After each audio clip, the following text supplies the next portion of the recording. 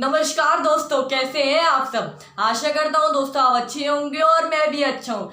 दोस्तों अगर मैं आपसे पूछूं कि आप मुझे अपना डेली रूटीन इंग्लिश में बता दीजिए बिना रुके बिना अटके, तो दोस्तों आप बता पाएंगे।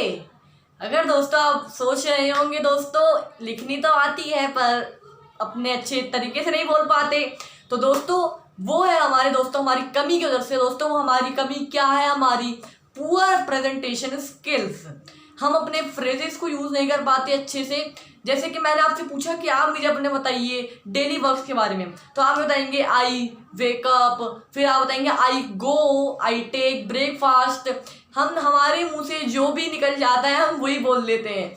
दोस्तों हमें अपने फ्रेजेस को कैसे यूज करना है तो आज हम इस वीडियो में जानेंगे, तो आप शुरू से अंत तक बने रहिएगा ये वीडियो को देखने के लिए। तो चलिए दोस्तों वीडियो को स्टार्ट करते हैं।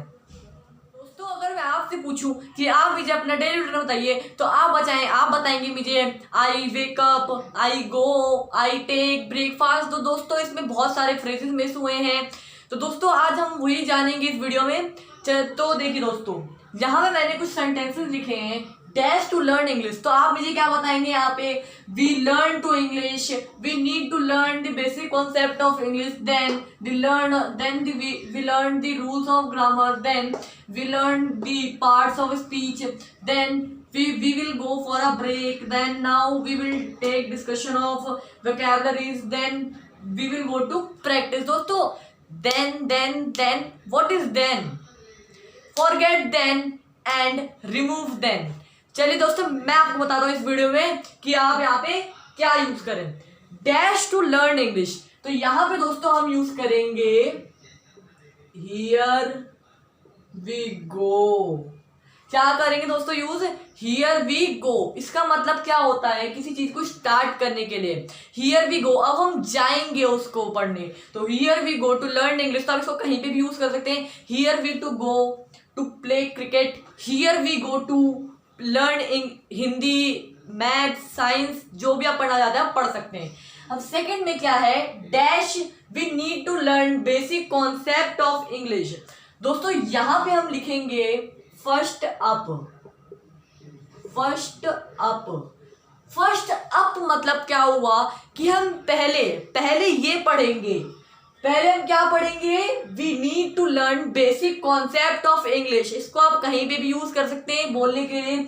जैसे first up we need to learn the fundamental rules of cricket. फिर हम किसी और चीज में कहते हैं we need to learn the basic concepts of computer. हमें या फिर कंप्यूटर के बेसिक्स जानने हो, फुटबॉल के जानने हो, क्रिकेट के जानने हो, किसी भी चीज के आप इसमें लिख सकते हैं।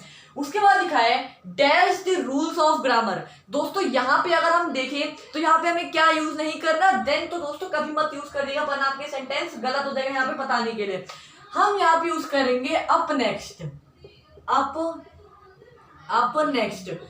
नेक्स्ट मतलब अब हम इसके बाद क्या पढ़ने वाले हैं? फर्स्ट अप के बाद क्या पढ़ेंगे? इस बाद में up next the rules of grammar. हम ग्रामर्स के रूल्स पढ़ेंगे।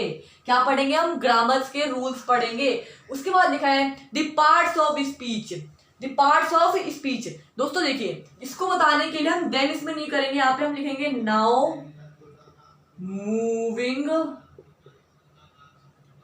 To learn the parts of speech. Now the moving to learn the parts of speech. दोस्तों इसका मतलब होता है कि अब हम चलते हैं आगे।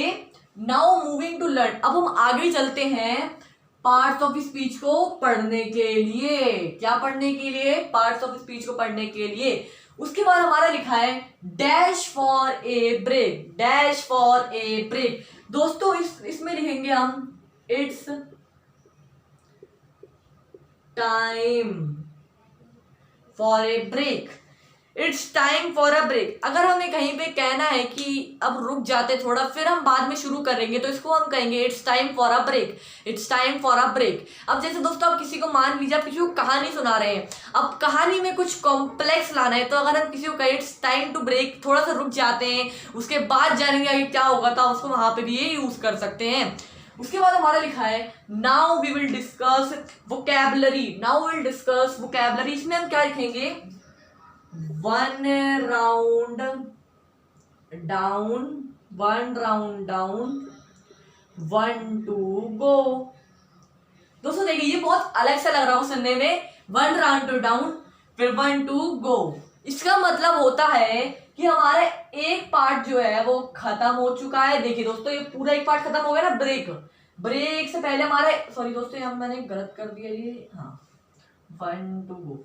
ये देखिए दोस्तों हमारा ब्रेक से पहले एक पार्ट खत्म हो चुका था, इसलिए हमने लिखा 1 राउंड टू डाउन, 1 2 गो। मतलब एक पार्ट बचा था ना, क्या पार्ट बचा था हमारा?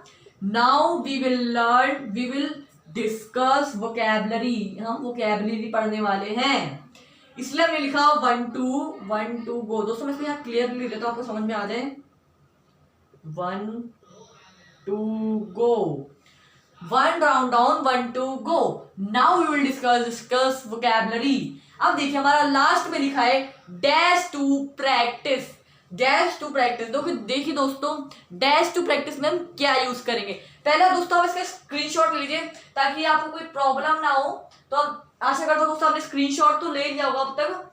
देखिए दोस्तों अब डैश टू प्रैक्टिस हम इसमें लिखेंगे लास्ट 1 फॉर, दोस्तों फॉर थोड़ा अलग लग रहा है, for today, last 1 for today.